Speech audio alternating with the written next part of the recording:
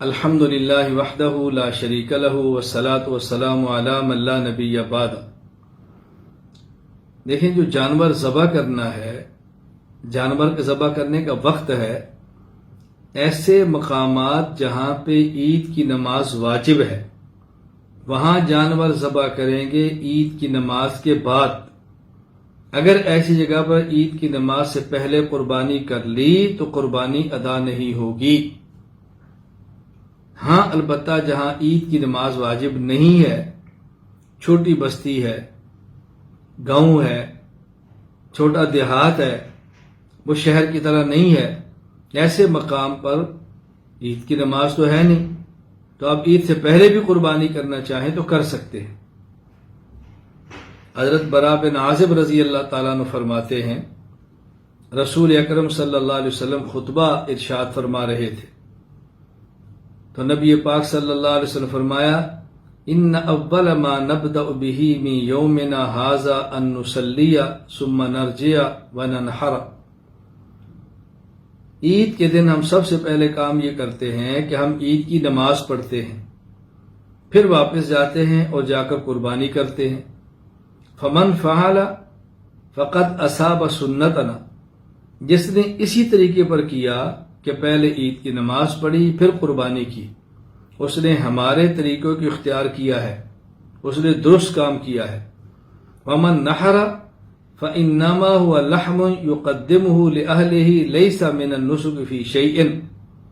اور اگر کسی شخص نے عید کی نماز نہ پڑھی اور نماز سے پہلے قربانی کر دی، اگر کسی شخص نے عید کی نماز بعد میں پڑھی اور عید کی نماز سے پہلے قربانی کر دی تو فرمایا قربانی نہیں ہوگی، یہ گوشت ہے جو جانور ذبح کیا اور ان لوگوں نے کھا لیا، اس کا قربانی سے کوئی تعلق نہیں۔ یہ حدیث پاک صحیح بخاری کتاب الاضاحی باب ذبح بعد الصلاۃ کے اندر موجود ہے، تو اس میں غفلت نہیں کرنی۔ اور قربانی کے دن 10 ذی الحج، 11 ذی الحج اور 12 ذی الحج، آپ دن کو کریں، آپ رات کو کریں، رات کو روشنی ہو، ذبح کرنے میں آسانی ہو، دقت نہ ہو، رات کو بھی کر سکتے ہیں۔ 12 ذی الحج کی عصر تک، تو 10، 11 اور 12 یہ 3 دن ہیں قربانی کرنے کے۔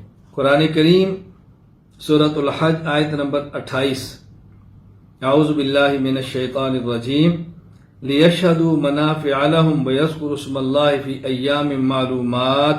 حضرت عبداللہ بن عمر رضی اللہ عنہ فرماتے ہیں، فالمعلومات یوم النحر و یومان بعد، تفسیر ابن ابی حاتم للرازی، کہ یہ جو خاص دن ہیں جہاں اللہ کا نام لینا ہے، یہ 10، 11 اور 12 یہ ذی الحج کے دن ہیں۔ حضرت سلمہ بن اکوع رضی اللہ عنہ فرماتے ہیں، نبی کریم صلی اللہ علیہ وسلم فرمایا، من ضحى منکم فلا یصبحن بعد ثالثۃ وبقی فی بیتہ منہ شیء۔ تم میں سے اگر کوئی شخص قربانی کرے تو چاہیے کہ 3 دن کے اندر اندر گوشت کو ختم کر دے، ایسا نہ ہو کہ تیسرا دن گزر جائے اور اس کے گھر میں گوشت موجود ہو۔ تو جب 3 دن سے زائد قربانی کا گوشت رکھنے کی اجازت نہیں، تو آپ بتائیں 3 دن کے بعد قربانی کرنے کی اجازت کیسے ہوگی؟ یہ حدیث صحیح بخاری باب ما یؤکل من لحوم الاضاحی کے اندر موجود ہے۔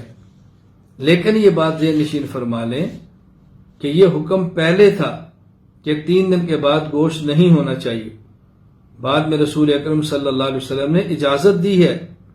المستدرک علی الصحیحین للحاکم کتاب الاضاحی حدیث نمبر 7569، حضرت قتادہ بن نعمان رضی اللہ عنہ سے مروی ہے، ان النبی صلی اللہ علیہ وسلم قال کلوا الاضاحی وادخروا۔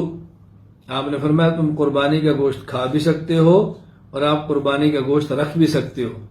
گزشتہ سال حکم تھا کہ وہاں ضرورت تھی، وسائل کی کمی تھی، تو آپ نے اجازت نہ دی کہ 3 دن کے بعد گوشت رکھے۔